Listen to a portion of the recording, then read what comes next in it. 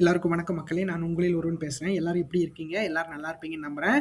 நாம இந்த காணொளியில என்ன பார்த்துக்கிட்டு இருக்கோம் அப்படின்னு பார்த்தீங்க அப்படின்னா, 2026 சட்டப்பேரவைத் தேர்தல் தமிழ்நாட்டில் நடக்க போற காரணத்தினால, எந்தெந்த கட்சிகள் எப்படியெல்லாம் வாக்கு சதவீதங்கள் வாங்கியிருக்காங்க, எப்படியெல்லாம் வெற்றி பெற்றிருக்காங்க, வரப்போகும் தேர்தல்கள்ல எப்படியெல்லாம் வெற்றி பெற போறாங்க அப்படிங்கிற ஒரு தொகுப்பு கணிப்பு பார்த்துக்கிட்டு இருக்கோம்.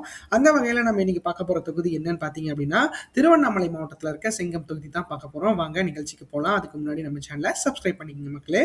சப்ஸ்கிரைப் பண்ணி நோட்டிஃபிகேஷன் ஆன் பண்ணி வச்சுக்கோங்க. செங்கம் தொகுதியை பொறுத்தளவுக்கு பார்த்தீங்க அப்படின்னா, சுதந்திரம் பெற்றதற்கு பின் பார்த்தீங்கன்னா 16 முறை இந்த இடத்துல எலெக்ஷன்கள் நடந்திருக்கு. இந்த 16 முறை எலெக்ஷன்கள்ல இந்த இடத்துல பார்த்தீங்கன்னா 16 முறை எலெக்ஷன்கள்ல நம்மளுக்கு டிஎம்கே தான் அதிக முறை வெற்றி பெற்றிருக்காங்க. டிஎம்கே சார்பில் பார்த்தீங்க அப்படின்னா 1962, 1967, 1967, 1971, 2016, 2016, 2021 இந்த இடத்துல வெற்றி பெற்றிருக்காங்க அப்படிங்கிறது குறிப்பிடத்தக்கது. அடுத்து அதிமுக பார்த்தீங்கன்னா 1977, 1980, 1984, 1991 இந்த இடத்துல வெற்றி பெற்றிருக்காங்க. அடுத்து இந்திய தேசிய காங்கிரஸ் 1956, 1957, 2001, 2006 3 தடவை வெற்றி பெற்றிருக்காங்க. அடுத்து காமன்வெல்த் பார்ட்டி பார்த்தீங்க அப்படின்னா 1952 வெற்றி பெற்றிருக்காங்க. இவர் வந்து பார்த்தீங்க அப்படின்னா ஒரு 1952 தொடங்கின ஒரு கட்சி. அதுக்கப்புறம் வந்து காங்கிரஸோட இணைந்திருக்காங்க. அடுத்து தேசிய முற்போக்கு திராவிட கழகம் பார்த்தீங்கன்னா 2011 பிஜேபி 1989 இந்த இடத்துல வெற்றி பெற்றிருக்காங்க அப்படிங்கிறது குறிப்பிடத்தக்கது. அடுத்து செங்கம் தொகுதியில் 16 முறை எலெக்ஷன்களில் 6 முறை திமுகவும் 4 முறை அதிமுகவும் 3 முறை வந்து இந்திய தேசிய காங்கிரஸும் 1 முறை காமன்வெல்த் பார்ட்டியும் 1 முறை தேமுதிகவும் 1 முறை வந்து பாஜகவும் இந்த இடத்துல வெற்றி பெற்றிருக்காங்க அப்படிங்கிறது குறிப்பிடத்தக்கது. அடுத்து பார்த்தீங்க அப்படின்னா நம்மளுக்கு செங்கம் சட்டமன்ற தேர்தல் நாங்கள் பார்த்துடலாம். அந்த வகையில் நம்ம 2 சட்டமன்ற தேர்தல்கள் எல்லாத்துக்கும் பார்த்துக்கிட்டு இருக்கோம். 2016, 2021. 2016 பொறுத்த மட்டும் பார்த்தீங்க அப்படின்னா இந்த தொகுதியில் டிஎம்கே தான் ஜெயிச்சிருக்காங்க அப்படிங்கிறது குறிப்பிடத்தக்கது. திமுக சார்பில் பார்த்தீங்கன்னா எம்பி கிரி அவர் தான் போட்டிட்டு இருக்காரு. அவர் 95,939 வாக்குகளும் 45.90% பெற்று இந்த இடத்துல வந்து ஒரு மிகப்பெரிய வெற்றியை அவர் பதிவு செஞ்சிருக்காரு ஜெயலலிதா அவர்கள் இருந்த காலகட்டத்தில் கூட. அடுத்து அதிமுக சார்பில் பார்த்தீங்க அப்படின்னா எம் தினகரன் அப்படிங்கிறவர் போட்டிட்டு இருக்காரு. அவர் போட்டியிட்டு 83,248 வாக்குகளும் 39.80% பெற்று இந்த இடத்துல வந்து அவர் 2ஆம் இடத்தை பிடிச்சிருக்காரு அப்படிங்கிறது குறிப்பிடத்தக்கது.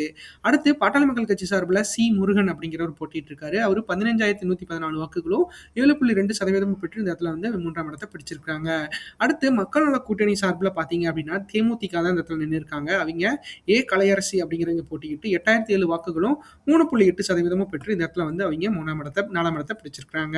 அடுத்து 2021 சட்டமன்ற தேர்தலை பொறுத்தளவுக்கு பார்த்தீங்க அப்படின்னா இந்த தொகுதியில் மீண்டும் டிஎம்கே சார்பில் போட்டியிட்ட எம்பி கிரி அவர் தான் போட்டிட்டு இருக்காரு. அவர் போட்டியிட்டு 1,08,081 வாக்குகளும் 48.50% பெற்று மிகப்பெரிய வெற்றியை மீண்டும் பதிவு செஞ்சிருக்காரு அப்படிங்கிறது குறிப்பிடத்தக்கது.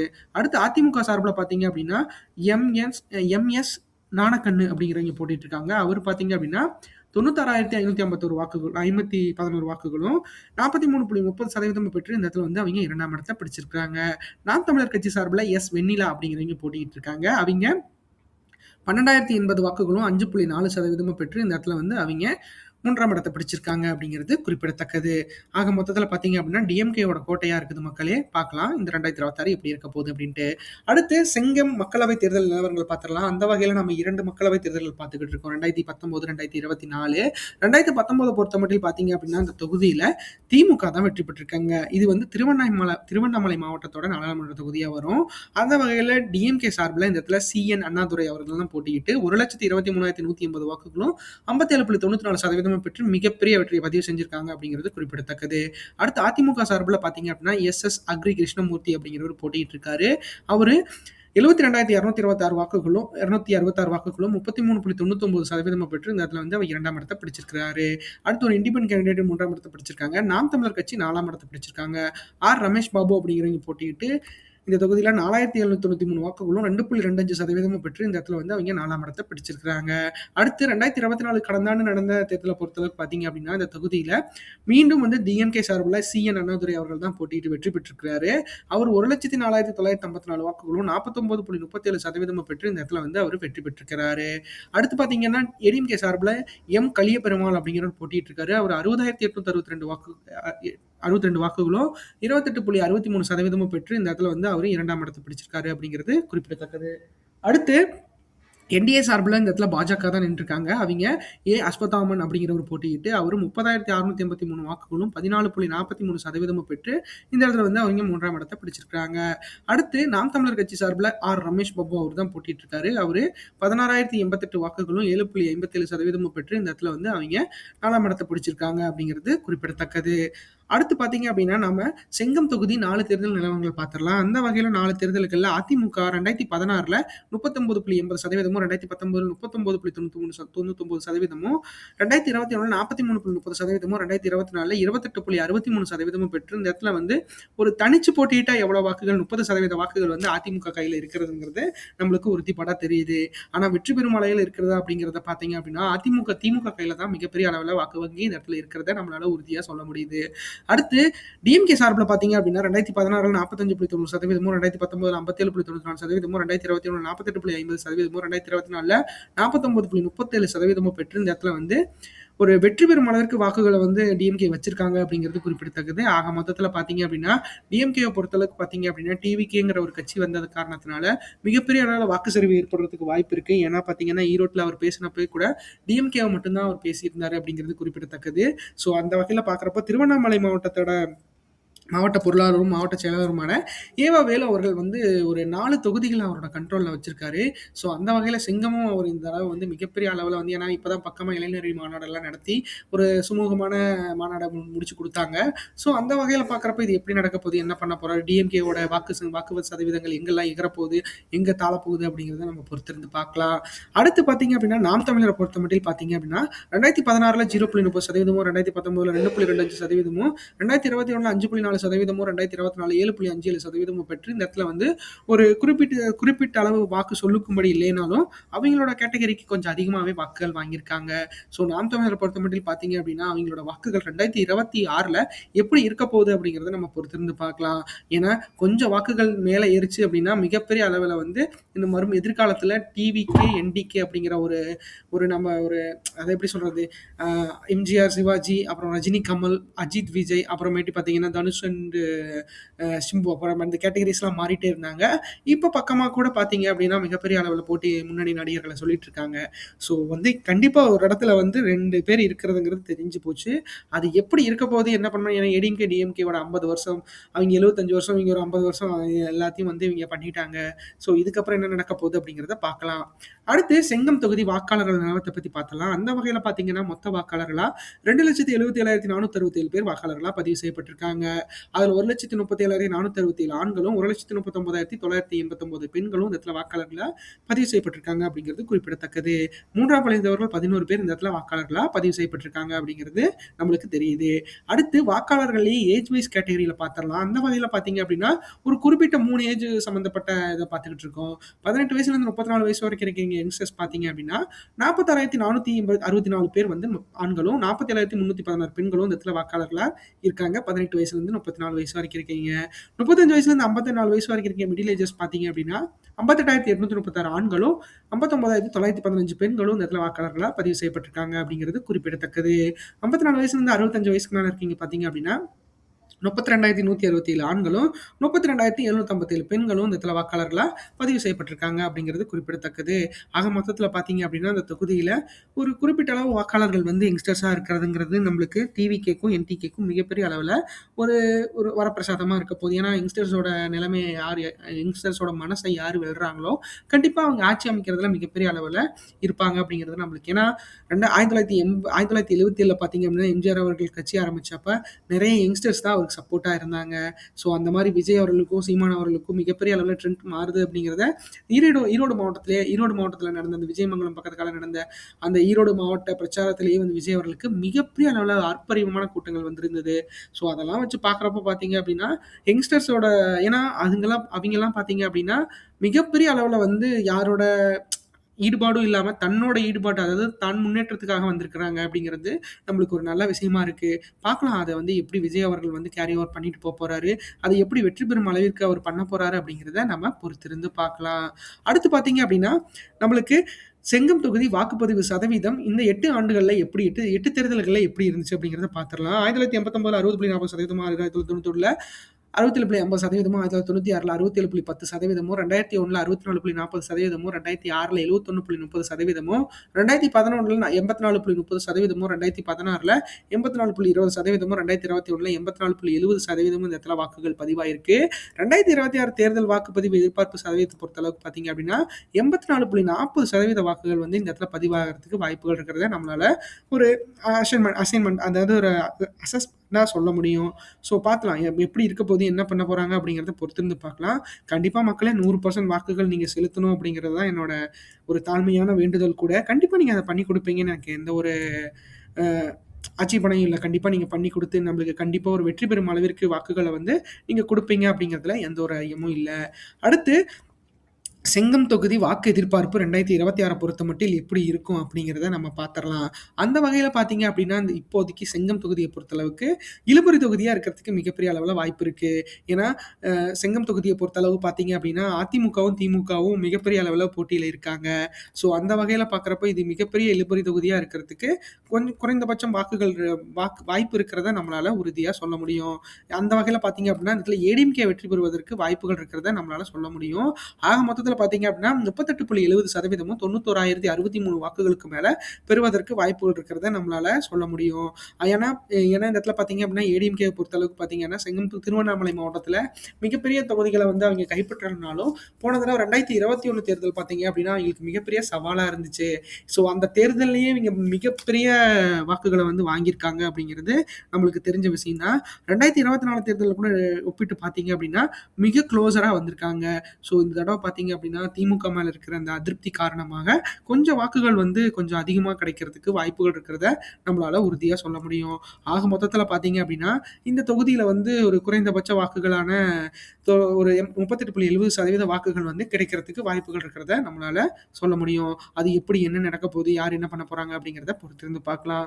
அடுத்து திமுக கூட்டணிய பொறுத்தளவுக்கு பார்த்தீங்க அப்படின்னா, 38.02% 89,928 வாக்குகளுக்கு மேல பெறுவதற்கு வாய்ப்புகள் அதிகமா இருக்கு.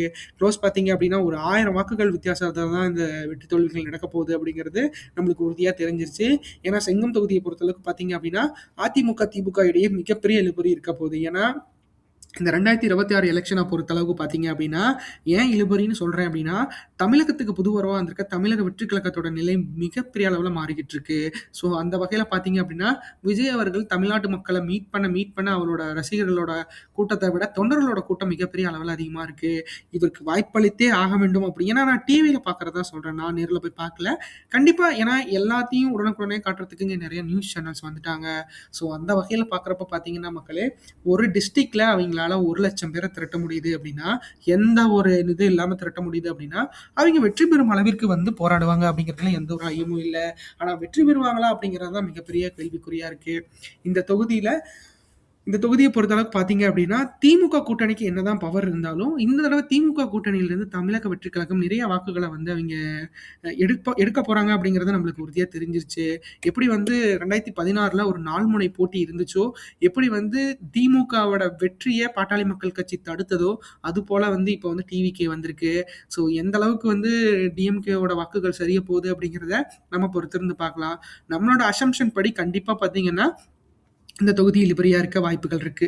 அடுத்து நாம் தமிழர பொறுத்தமட்டில் பார்த்தீங்க அப்படின்னா 7.37% 17,260 வாக்குகளுக்கு மேல பெறுவதற்கு வாய்ப்புகள் இருக்கு.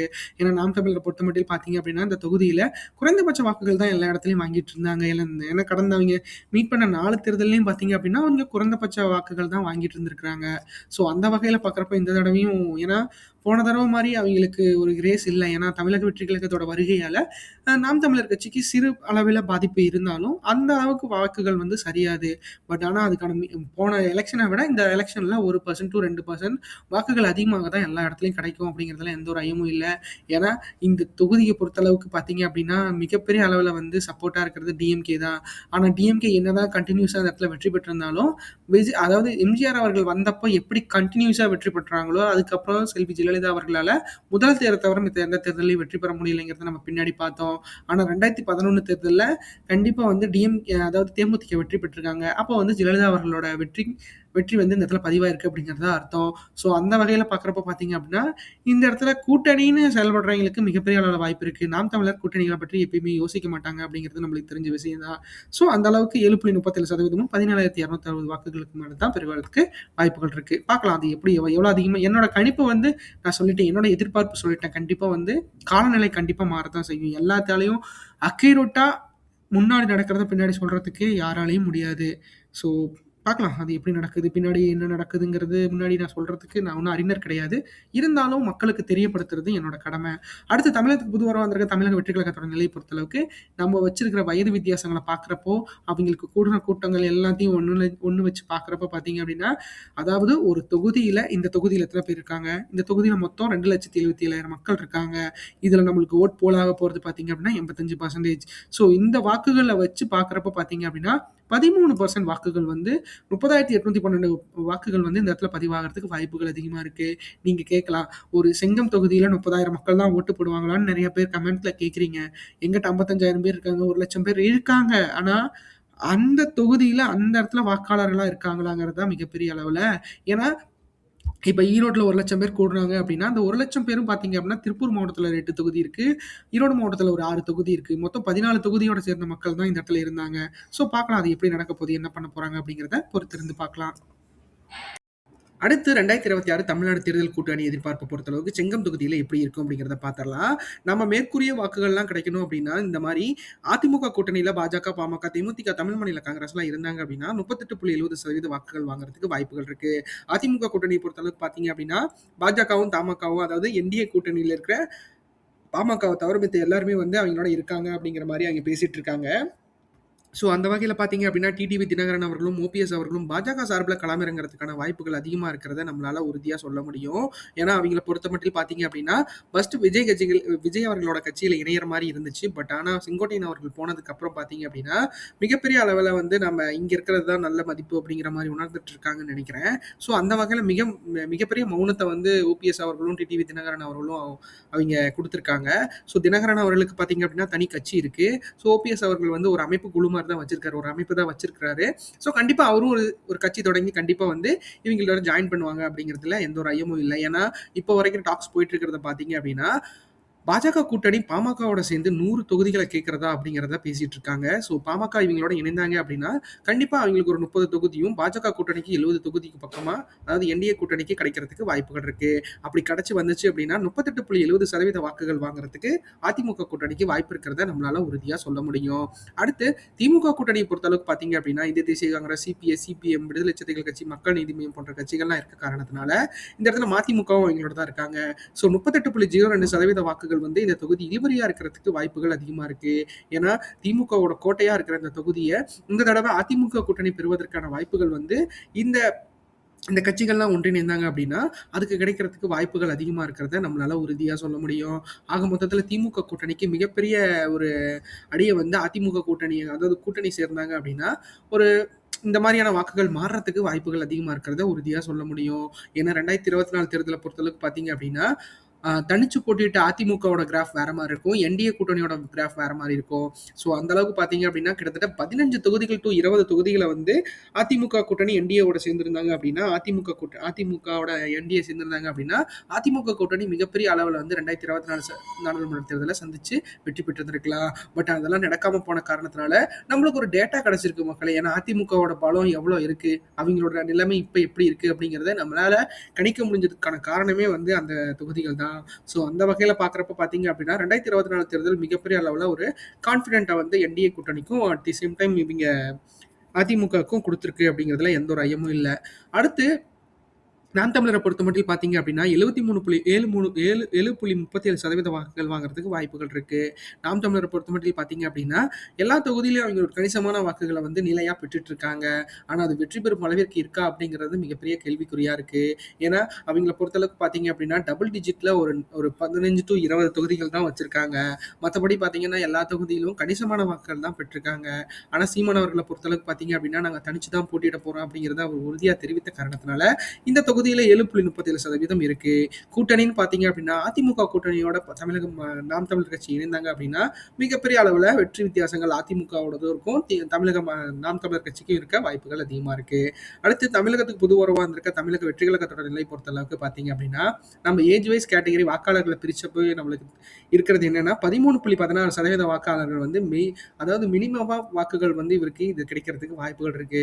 வெற்றி பெறும் அளவிற்கு கிடைக்கணும் அப்படின்னு பார்த்தீங்க அப்படின்னா, அவங்க ஏதோ ஒரு கூட்டணிகளோட இணைந்து செயல்பட்டாங்க அப்படின்னா மிகப்பெரிய வெற்றியை பதிவு செய்யறதுக்கு நம்மளுக்கு வாய்ப்பு இருக்கு. ஸோ அந்த வகையில பார்த்தீங்க அப்படின்னா, நாம் தமிழக வெற்றிக் கழகத்தோட நிலை எப்படி இருக்கு? என்ன பண்ண போறாங்க? அப்படிங்கிறத உறுதியா பார்க்கலாம். ஆக மொத்தத்தில பார்த்தீங்க அப்படின்னா, அதிமுக, திமுக இல்லாத அணின்னு பார்த்தீங்க அப்படின்னா, காங்கிரஸும், பாஜக அட் தி சேம் டைம் பார்த்தீங்க அப்படின்னா, நம்மளுக்கு டி அதாவது தேசிய முற்போக்கு திராவிட கழகம் விஜயகாந்த் அவர்கள் ஆரம்பிச்ச அ அதாவது தேமுதிக இருக்கு. ஸோ இவங்கலாம் இன்னும் வந்து கூட்டணிகள்ல இணைந்தத பத்தி பேசல. ஆனா வந்து காங்கிரஸ் வந்து அ தாவேகாவோட இணையறதா மிகப்பெரிய அளவுல ஒரு காசிப்ஸ் போயிட்டுருக்கு. அது ஒரு வதந்தி, ரூமர்ஸ் போயிட்டுருக்கு. ஸோ அதெல்லாம் வச்சு பார்க்குறப்போ அவைங்கலாம் இணைஞ்சாங்க அப்படின்னா, ஒரு அதாவது இந்த வட மாவட்டங்கள்ல பாமக பார்த்துப்பாங்க. தென் மாவட்டங்கள்ல இந்திய தேசிய காங்கிரஸ் பார்த்துப்பாங்க அப்படின்னா, தாவேகாவோட அந்த ஃபேம் வந்து கண்டிப்பா வெற்றி பெறுவதற்கு வாய்ப்புகள் அதிகமா இருக்கு. பார்க்கலாம் அது என்ன நடக்க போகுது, எப்படி பண்ண போறாங்க அப்படிங்கிறத பொறுத்திருந்து பார்க்கலாம். இந்த காணொளி உங்களுக்கு ரொம்ப பிடிச்சிருக்கும்னு நினைக்கிறேன் மக்களே. நம்ம சேனல சப்ஸ்கிரைப் பண்ணுங்க, லைக் பண்ணுங்க, ஷேர் பண்ணுங்க, கமெண்ட் பண்ணுங்க. நம்ம ஒவ்வொரு நாளும் ஒவ்வொரு தொகுதி அப்படிங்கிற மாரி ஒரு தொகுப்புல போயிட்டுருக்கோம். கண்டிப்பா உங்களுக்கு எல்லாமே பிடிச்சிருக்கும்னு நம்புறேன். நம்ம சேனல சப்ஸ்கிரைப் பண்ணி லைக் பண்ணுங்க. நோட்டிஃபிகேஷன் ஆன் பண்ணி வச்சுங்க. நன்றி, வணக்கம்.